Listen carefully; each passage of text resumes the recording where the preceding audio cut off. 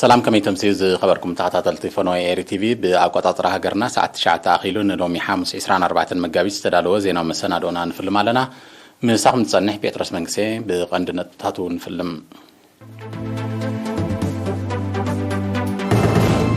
علماء معالت تي في بدرجه هاجر باستفلالي مسنادوات تذكيرا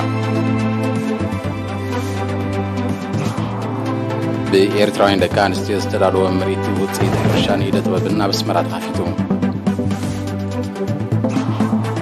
هاجراويت كان تقدد مشكلة إيرترا لومي شدشت مدلات التعويتا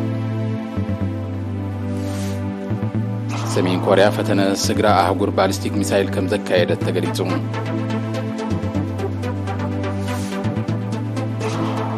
إيران سوريان كل مدى يوزم دنا أن مدفعك سرعة سمامين سراويت نيجيريا بزكايدو صفيه سرعيت أستاذ شوعات شيء شبراوين كم زمارخ أفليتهم إسران 4 مجابيت علماء معالت التي بي بدرجة هاجر حمام تي بي كبكع وفرين دحنة هوات نحيل بزبل تيما أبكت مسمرات تذكيرا نتسنى سرعات تخطاتلت وكيل إيرينا نازريت بين بملكع صبصاب زدالو وتتحستلو فرتنا عندهم كتغربايا المينستر عنا حلاف هادو ركبن سلطانان اتو امانيل غرماطين ابزسمعو قال بمسرت صبصبات ودب تعنا علمن كالوت منجታት عنان حمام تي بي حد خابتوم اب تاريخ عالمنا هيوت مليونات سبات زقزف زلو حدغኛ حمامات مخانو تقيسم زخرنا تعالت حبرتسبات بدرجه احغور هاجرن كومن نت حمام غبره ملس امهاب نستጻوت وترا نمغمغامن نمصاب زحيله قصلو نمتبعن زعلم مخان غليصم المينستر عنا حلاف ጨንፈር መቆጣጣር ተመሐላለፍ حمامات دكتور آية برهان بوغنو حمام تي بي لعلى 11 عمد كاب زقصرو حمامات مخانو كساب حج خاب بعالم درجة معلتاوي استا 30 حسابات يلكفن هيوت 4000 يقذفن كم زلو بمحبر مس مخصات لبدا كوفيد 19 بيتيفز صعب موت كم زوسخم كاب تمحلالفت حمامات كا نيش اي بتختيلو كالاي قند طنقموت تي بي كوين يقصل سلازلوم نمنكاين نمطفون زكايت صعري بزلا على كدفالو مخانو اسميرلوم ሚኒስትር ጥዕና ምስ ናይ ስራሕ መሻርክቱ ብምዃን ነቲ ሕማም ንምቁፅፃር መደባቱ ሰሪዑ ይሰርሕ ከም ዘሎ ዝሓበረ ዶክተር ኣርኣያ ንሰሙያ ጥዕና ብሓፈሻ ንሓካይም ቲቢ ድማ ብፍላይ ስልጠናታት እናወደበ ሜላፎሳዶትስ ናብ ኩሉ ከባቢታት ሃገርና ንምስፋሕ ዕቱብ ስራሕ የሳላስል ከም ዘሎ ኣፍሊጦም ኣብ ውድብ ጥዕና ዓለም ሓላፊት ፕሮግራም ቲቢ ኤችአይቪ ዓሶን ዶክተር ኣስፋሽ ፀሓይ ብወገናም ሕማም ቲቢ ንኽውገድ ሕሙማት ንኽፍወሱ ጥዑያት ድማ ኣብ ምክልኻል ዝለዓለ ተራ ክፃወቱ ብምዝኽኻር ነቲ ሕማም ንምጥፋእ ካብ ዝካየድ መደብ ውድብ ጥዕና ዓለም ደገፉ ከም ዝገብር ኣረጋጊፃ ኣብታ ኣጋጣሚ ሕብረተሰብ ኣብ ምክልኻልን ምፍዋስን ሕማም ቲቪ ንዘካይዶ ጥንቃቐታት ዘጉልሕ ዝተፈላለዩ መሳነዶታት ክቐርብ እንከሎ ኣብ ዝተኻየደ ውድድራት ዝተዓወቱ ድማ ሽልማት ተዓዲሎም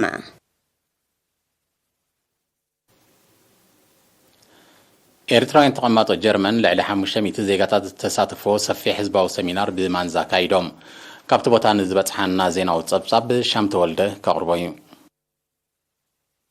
ኤርትራውያን ተቐማጦ ጀርመን ከም ኣካል ናይቲ መትከላው እምነት ንመድረኻዊ ግድነት ብዝብል ቴማ ካብ 5 ክሳብ 19 መጋቢት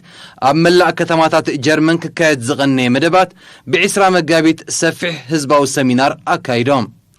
ኣብቲ ልዕሊ 500 ዜጋታት ብማንዛ ዝተሳተፎ ሰሚናር ቀዳማይ ጸሓፊ ኤምባሲ ኤርትራ ኣብ ጀርመን ኣቶ ዮሐንስ ወልዱን ጸሓፊ ሃገራዊ ሽማግለ ኣቶ ሙሴ ፍሳየን ኣብ ዘስምዖ ቃል ምብራኽ ነቕሓትን ምሕያል ጥምረትን ሃገራውያን ውዳቤታት እዋናዊ ተልእኾ ስለ ዝኾነ ብዝለዓለ ከም ዝስርሓሉ ገሊጾም ተቕላሊ ቆንስል ኤርትራ ኣብ ፍራንክፈርት ኣቶ ክብሪ ኣብ ተኸስተ ብወገኑ ተራ ደቂ ኣንስትዮ ኣብ ህንፀት ሃገር ብዝብል ኣርእስቲ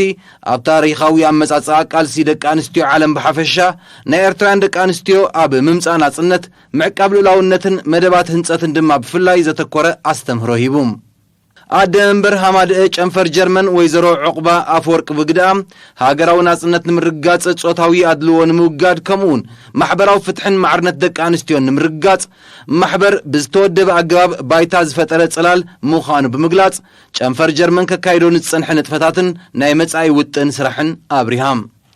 ንልዑል አበርክቶን ተወፋይነትን አባላት ሐማደ ጨንፈር ጀርመን ኣብ ኩሉ ሃገራዊ መደባት ዘመጎሰ ሓላፊ ህዝባውን ኮማውን ጉዳያት አቶ ካሕሳይ ተወልደ ድማ ኣብ ዝተኣትዩ ዘሎ ሓድሽ መድረኽ እውን ዓጸፋ ከም ዝስራሕ ዘለዎ ጽኑዕ እምነት ገሊጹም እቲ ህዝባዊ ሰሚናር ብባህላውን ስነ-ጥበባዊ መደባት ዝተሰነየ መንባሩ ካብቲ ቦታ ዝበፅሐና ሓበሬታ የረድእ። ብኤርትራውያን ደቂ ኣንስትዮ ዝተዳለወ ምርኢት ውፅኢት ሕርሻን ልምዓት ዓሳን ማእለማን ቅዲ ክዳንን ከምኡን ስራሓት ካይላን ናይ ቅብኣ ስእልታትን ዘጠቃልል ኢደ ጥበባዊ ስራሕ ዘጠቃለለ ትሕዝቶ ሎሚ 24 መጋቢት ኣብ ኣስመራ ተኸፊቱ። እዚ ኣብ ኣዳራሽ ማሕበር ሞያውያን ሕርሻ ኤርትራ ቀሪቡ ዘሎ ትሕዝቶ ሃገራዊ ፍርያት ንምትብባዕ ዘሎ ዓቕምታት ንምንፅብራቕን ባህሊ ኤርትራ ንምልላይን ዝዓለመ ኮይኑ ክሳብ 26 መጋቢት ንህዝቢ ክፉት ኮይኑ ክቕኒ ምዃኑ ካብ ወደብቱ ወይዘሮ ንግስቲ ገብረ መስቀል ገሊፃ። كيلا قدخدان أتو أبراهام سلطان أبو زهاب ورئيتو كابت مريت نزر كبر بحثات بمتكاست توديب كام مسرح نبعلو حايل سلازفتر كمزز بلا مريت كدف على تلابيو فريات زغربات ساتفتي أبو زهاب ورئيتو اتي علامات وعدا دار فريات بمغرب طلبات وشتا هاجر نمملان كينو نمتماتن كم زخوان بمغلات سلتي باستفال علي أكلاس تقبر لن متحبارن دقفنا مسجنان وطاعتني تعذبت بوغنوم نمريت قريب زول فريات دቂ ኣንስትዮ ኤርትራ ኣብ ዝተፈላለዩ መዳያት ዕቑር ዓቕምታት ከም ዘለዎን ዘነፅር ኣብ ርእሲ ምዃኑ ኣብ ኤርትራ ንዘሎ ባህላዊ ብዙሕነት ክግንዘቡ ከም ዝሓገዞም ገሊፆም።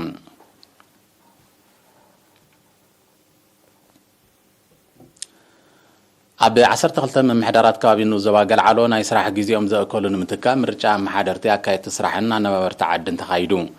ኣብቲ ካብ ሓደ ክሳብ 20 መጋቢት ዝተኻየደ ምርጫ ጽፈትን ስሉጥነትን ስርሖም ኣብ ግምት ብምእታው ካብቶም ኣብ ስራሕ ዝጸንሑ እቶም 14 ኣመሓደርትን ኣካየት ስራሕን ዳግማይ ክምረጹ ከለዉ 10 ድማ ሓደስቲ ምዃኖም ወኪል ኤሪና ሓቢሩ። ብዘይ ካዚ 15 ደቂ ኣንስትዮ ዝርከቦም 54 ኣነባበርቲ ዓዲ ተመሪጾም ኣለዉ። ኣመሓደርቲ ንኡስ ዞባ ኣቶ ማሕሙድ ኢብራሂም ኣብ ዘስምዖ ቃል ኣቐዲሙ ዝተኻየደ ጎስጓስ ኣብ ጽፈትን ስሉጥነትን መስርሕ ምርጫን ተሳትፎ ህዝብን እወታዊ ኣስተዋጽኦ ከም ዝነበሮ ብምጥቃስ ዝተመርጹ ብብቕዓት ክመርሑን ከመሓድሩን ኣዘኻኺሩ። ኣቦ እምበር ባይቶ ዞባ ሰሜናዊ ቀይሕ ባሕሪ ኣቶ ኢብራሂም ዓሊ ሸኽ ብወገኑ እቲ ምርጫ ውፅኢት እናሰረፀ ዝመጽእ ዘሎ ንቕሓት ሕብረተሰብ ከም ዝኾነ ብምግላጽ ሓደስቲ ኣመሓደርትን ዝተሰከሞ ረዚን ሓላፍነት ብቡእ ተገንዚቦም ንህዝቦምን ሃገሮምን ብቕንዕና ከገልግሉ ጸዊዑ። እቶም ዝተመርጹ ኣመሓደርቲ ብግዲኦም ኣብ ስርሖም ደገፍ ህዝብን ምምሕዳር ንኡስ ዞባን ከይፍለዮም ተላብዮም። ንኡስ ዞባ ገልዓሎ ኣስታት 7,000 ስድራ ቤታት ይጥርንፍ።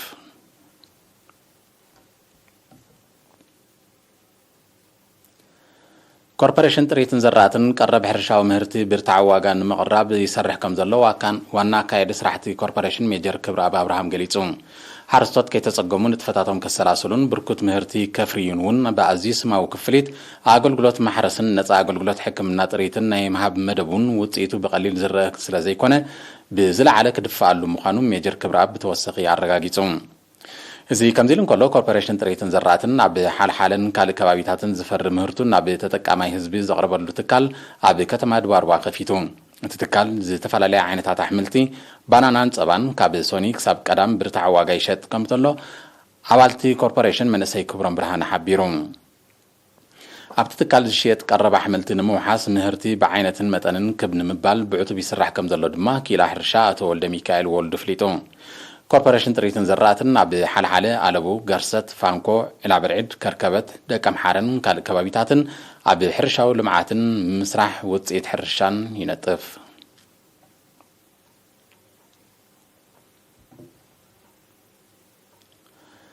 ትማሊ ኣብ ቀዳማይ መዓልቲ 4 ወርቂ መዳልያታት ዝዓተረት ሃገራዊት ጋንታ ቅድድም ብሽክለታ ኤርትራ ሎሚ ኣብ ዝተኻየደ ናይ ውልቂ ናይ ግዜ ውድድር 6 ሜዳልያታት ወሲኻ። ጋዜጠኛ ስፖርት ተስፋ ልደት መብራቱ ብመልክዕ ጸብጻብ ዘዳለዎ ትሕዝቶ ይስዕብ። ግብፂ ኣብቲ እንግዶ ዘላ መበል 18 ሻምፒዮን ቅድድም ብሽክለታ ኣፍሪቃ ትሳተፍ ዘላ ሃገራዊት ጋንታ ኤርትራ ሎሚ ኣብ ዝተኻየደ ናይ ውልቂ ናይ ግዜ ውድድር 6 ሜዳልያታት ኣቲራ። ሃገራዊት ጋንታ ቅድድም ብሽክለታ ኤርትራ ኣብዚ ናይ ውልቂ ናይ ግዜ ውድድር ኣብ ናይ ጁኒየር ብክልቲኡ ጾታ ዝተሳተፈት ክትከውን ከላ ብደቂ ተባዕትዮ ተሸላሚት ወርቅን ብሩርን ሜዳልያታት ብደቂ ኣንስትዮ ድማ ተዓዋቲት ነሓስ ሜዳልያ ኮይና። ኣብ ናይ ትሕቲ 23 ዓመትን ናይ ዓበይትን ውድድር ከዓ ሃገራዊት ጋንታ ኤርትራ ብደቂ ኣንስትዮ ተዓዋቲት ብሩርን ነሓስን ሜዳልያ ብደቂ ተባዕትዮ ድማ ኣብ ናይ ዓበይቲ ተዓዋቲት ብሩር ሜዳልያ ብምዃን ደሚቓ። ሃገራዊት ጋንታ ቅድድም ብሽክለታ ኤርትራ ኣብዚ ናይ ካልኣይ መዓልቲ ውድድር ሻምፒዮን ቅድድም ብሽክለታ ኣፍሪቃ ካብቶም በብምድቦም ዘኽተተቶም 8 ተቐዳደምቲ እቶም 6 ኣብ ፖድዮም ክድይቡ ብምኽኣሎም ኤርትራ ሕልፊ ካልኦት ሃገራት ጸብለል ክትብል ክኢላ ኣላ። ኣብዚ ውድድር ሃገራዊት ጋንታ ቅድድም ብሽክለታ ኤርትራ ብድምር ሓንቲ ወርቂ 3 ብሩርን 2 ነሓስን ሜዳልያታት ክትዓትር ክኢላ ኣላ ክሳብ ሕጂ ተኻይዱ ኣብ ዘሎ ናይ 2 መዓልታት ውድድር ድማ ሃገራዊት ጋንታ ቅድድም ብሽክለታ ኤርትራ 5 ወርቂ 3 ብሩርን 2 ነሓስን ሜዳልያታት ብምዕታር ሕልፊ መወዳድርታ ሃገራት ፀብለል ኢላ ኣላ ኣብዚ ክሳብ 27 መጋቢት ዝቕፅል ውድድር ኤርትራ ደቡብ ኣፍሪቃ ኣልጄርያ ሞሮኮ ቱኒዝያ ሩዋንዳ ሞሪሸስ ናይጄርያ በኒን ኢትዮጵያ ማሊ ቡርኪና ፋሶ ግብፂ ኡጋንዳን ናሚቢያን ዝርከበን ሃገራት ይሳተፋ ኣለዋ ዝኸበርኩም ተኸታተልቲ ዝስዕብ ኣህጉራዊ ዜናታት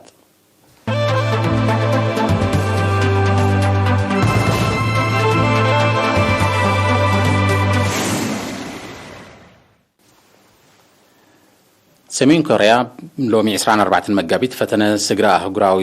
ባሊስቲክ ሚሳይል ከም ዘካየደት ጃፓንን ደቡብ ኮርያን ኣፍሊጣን እቲ ፈተነ ድሕሪ 2017 ናይ ፈለማ ምዃኑ ጸብጻባት የረዱ እቲ ሚሳይል 6200 ኪሎሜትር ድሕሪ ምጓዓዝ ኣብ ማያት ጃፓን ከም ዝወደቐ ሰመዚ ጃፓንን ደቡብ ኮርያን ሓቢሮም ኣለዉ ነቲ ፈተነ ዝኾነ ደቡብ ኮርያ ከም መልሰ ግብሪ ካብ መሬት ባሕርን ኣየርን ሚሳይላት ከም ዝተኮሰት ገሊጻ እዚ ሰሜን ኮርያ ዘካየደቶ ፈተነ ንቅልውላዊ ሓውሲ ደሴት ኮርያ መሊሱ ዘጋድድ ምዃኑን ጃፓንን ደቡብ ኮርያን ወቕሳ ወተሃደራዊ ዓቕማ ከተደንፍዕ ላዕለዋዊ መሰላ ምዃኑ ትሕብር ሰሜን ኮርያ ፈተነ ስግራ ኣህጉር ሚሳይል ከተካይድ ከም እትኽእል ብተደጋጋሚ ከተጠንቅቕ ጸኒሓ ሰሜን ኮርያ ኣቐዲማ እውን 2 ልዕሊ ፍጥነት ድምፂ ዝውንጨፍ ዝርከቦ 8 ፈተነታት ባሊስቲክ ሚሳይል ከም ዘካየደት ይዝከር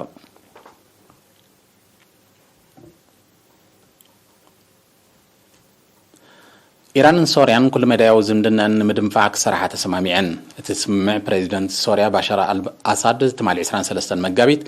ኣብ ከተማ ደማስቆ ምስ ሚኒስተር ጉዳያት ወፃኢ ኢራን ኣብ ዘካየዶ ርክብ ተበፂሑ ክልቴን ሃገራት ኣብ ምምዕባል ቁጠባ ምውሓት ጸጥታ ብሓፈሻ ምቅላስ ሽበራ ድማ ብፍላይ ክትሓጋገዛ ምዃንን ኣብ ትርክብ ተገሊጹ ኢራንን ሶርያን ብሰንኪ እገዳ ኣሜሪካ ብልዕሊ ቁጠበአን ክስዕብ ዝኽእል ሃስያን ንምቅላል ሓበራዊ ጻዕርን ከም ዘደንፍዓውን ሓቢረን ኣለዋ ኣሜሪካ ኣብ ልዕሊ ኢራንን ሶርያን በይናዊ እገዳታት ኣጽኒዓ ከም ዘላ ይዝከር እዚ ከምዚ ኢሉ እንከሎ ኢራንን ሶርያን ኣንጻር ግዳማዊ ምትእትታው ዘካየዶ ሓበራዊ ተቃውሞታት ከሕይልዎም ምዃንን ኣፍሊጠን ኣለዋ ክልቴን ሃገራት ብዛዕባ ትግባር ኒውክሌራዊ ስምምዕ ኢራን ኣብ ዝካየድ ዘሎ ዲፕሎማስያዊ ዘተ ከም ተዘራረባ እውን ተገሊጹ ፕሬዚደንት ባሻር አልአሳድ ኢራን ናብቲ ዘተ ኣቕሪባቶ ንዘላ እማመ ከም ትድግፎ ብምጥቃስ ንጽኑዕ መርገጺ ኣሞጊሱሎ ኢራን ናብቲ ስምምዕ ክትፍርም እንተኮይና ኣብ ልዕሊያ ጸኒዑ ዘሎ እገዳታት ኣሜሪካ ክላዓልያ ሓቲታ ዘላ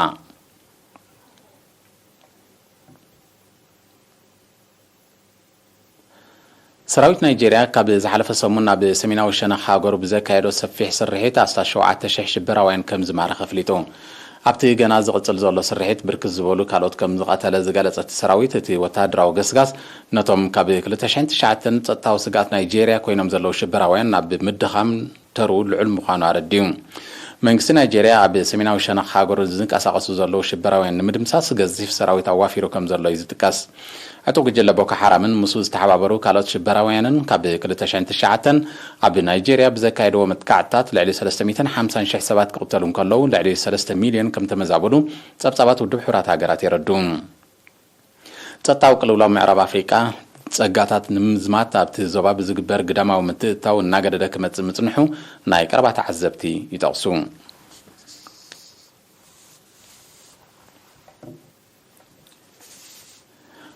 روسيا مشتا بحرياو غاز نتصابعت هاغرات بهاغراو باطيرا مالت روبل كتكايد مخانا بريزيدنت فلاديمير بوتين 23 مغابيت وسينو بريزيدنت بوتين عبالات كابينيو اب ذهب مغلصي تصابعت هاغرات اب لعلوانين روسيا امبيرونو زلوا زي حغاو غراتات هاغورو نزنبرا امنت بالوتا كم زصلو بمتكاس كم مرسا غبري نتي زغلص اماراتي كتوسد كم تگددت افليتو هاغراو بانك روسيان زملكتهم عكرات منغسن نزلوطي عب مداي كفليت كتاتاتو ناي سمون عدل كم زلوم بريزيدنت بوتين بتوساقي حبيرون منغس روسيا عب لعل فريات ندادي يخون بحرياو غاز هاغرو اگدات مزوسن نهاغرات اوروبا زغبر قرب بحرياو غاز كقوارس كم زخونيو اطنقيق زركب بخال وغن كينات يوكرين عب لعل ابال هاغرات كيدان سمين اتلانتيك نيتو زفطرو سغات بمعراغو تي كيدان عب مبراقو دباتو نزوافرو وتادراو حيلي كدلل كم زوسن فليتون ዋና ጸሐፊ ኔቶ ጄንስ ስቶልተንበርግ ትማሊ 23 መጋቢት ኣብዛሃቦ መግለጺ ኣብ ሃንጋሪ፣ ስሎቫኪያ፣ ቡልጋርያን ሮማንያን ቁጽሪ ኣባላት ሰራዊት ኪዳን ንምውሳኽ ይስራሕ ከም ዘሎ ገሊጹ ኔቶ ንዝሕብር ዘሎ ፕሬዚደንት ኣሜሪካ ጆ ባይደን ሎሚ 24 መጋቢት ኣብ ከተማ ብራስለስ ምስ መራሕቲ ኣባል ሃገራት ኪዳን ጉጅለ 20 ካልኦት መሻርክቲ ሃገራትን ርክብ ከካይድ ምዃኑ ኣብ ዝግለጸሉ ዘሎ እዩ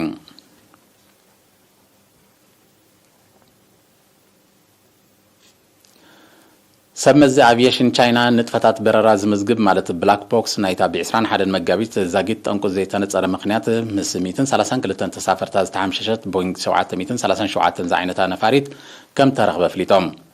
እቲ ክስተት ኣብ ታሪኽ ቻይና ዝኸፍአ ሰብኣዊ ክሳራ ዘስዓበ ናይ መጓዓዝያ ነፈርቲ ሓደጋ ምዃኑ ዝገለጹቶም ሰመዚ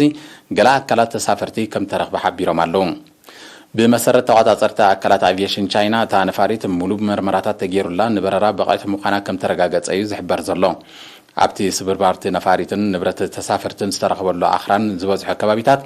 ኣማይት ሰመዚ ጸጥታን ወለንተኛታትን ተዋፊሮም ከም ዘለዉ ዝገለጹ ጸብጻባት ካብቲ ሓደጋ ብህይወት ዝሰረረ ክህሉ ዘሎ ተኽእሎ ምሁሙን ምዃኑ ሓቢሮም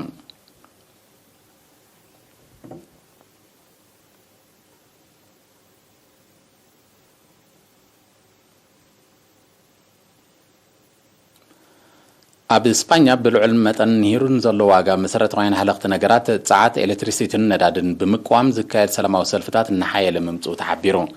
ትማሊ 23 መጋቢት 3 ካብ ዓበይቲ ማሕበራት መጓዓዝያት ሃገር ኣብ ዝወደቦ ሰላማዊ ሰልፊ ዝተሳተፉ መራሕቲ ዓበይቲ ናይ ጽዕነት መካይንን ታክስን ዝርከቦም ሰራሕተኛታት ኣብ ጎደናታት ከተማ ማድሪድ ብምውጻእ መንግስቲ ናህር ዋጋታት ንምግታእ ስጉምቲ ክወስድ ጸዊዖም መንግስቲ እስፓኛ በቲ ናህር ዋጋታት ባሉታ ዝተጸልዎ ዝውዕል ናይ 500 ሚልዮን ዩሮ ድጎማ ክገብር ምዃኑ እኳ ብ21 መጋቢት እንተሓበረ ሰልፈኛታት ግን እቲ መጠን ገንዘብ ኣዝዩ ትሑትን ንዘሎ ሽግር ዘይፈትሕን ከም ዝኾነ እዮም ዝገልጹ ዘለዉ ብዘይካዚ ሓያሎ ዓበይቲ ኩባንያታት እስፓኛ ብሰንኪ ሕፅረት ዝጥቀሙሉ ጥረ ነገራትን ኣገልግሎት መጓዓዝያን ስርሕን ከቋርጻ ተገዲደን ከም ዘለዋ እዩ ዝግለጽ ዘሎ ሓንቲ ካብተን ኩባንያታት ቀንዲ ኣፍራይ ፓስታን ፊኖን እስፓኛ ዝኾነት ጎሎ ብምዃና ኣብ ቀረብቲ ሃረኽቲ ነገራት ሕፅረት ከየጋጥም ስጋት ተፈጢሩሎ መንግስቲ እስፓኛ ቀረብ መሰረታዊን ሃለኽቲ ነገራት ከም ዘውሕስ ብምግላጽ ዜጋታት ዘድልዮም ንምሓዝ ብዝገብሮ ሸበድበድ ነቲ ዘሎ ናህሪ ዋጋታት መሊሶም ከየንህርዎ እዩ ዘጠንቅቕ ዘሎ እዚ ኣብ እስፓኛ ተኸሲቱ ዘሎ ናህር ዋጋታት ምስ ኩናት ዩክሬን ተኣሳሲሩ ዝተወስደ እገዳታት ዝጠንቁ ልዑል መጠን ዝቐባበ ዝፈጠሮ ምዃኑ እዩ ዝግለጽ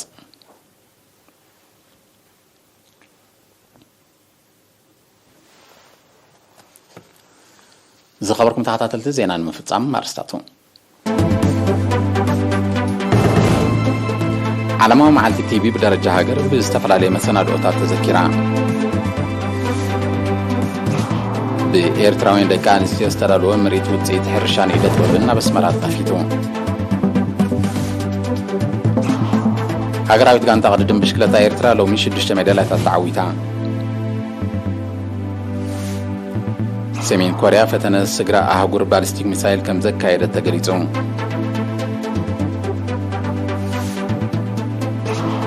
ኢራንን ሶርያን ኩሉ ሜዳያዊ ዝምድና ንምድንፋዕ ክሰርሓ ተስማሚዐን ሰራዊት ናይጄሪያ ብዘካየዶ ሰፊሕ ስርሒት 17,000 ሽብራውያን ከም ዝማረኸ ኣፍሊጦም ዜና ተፈጺሙ ብርክለይቲ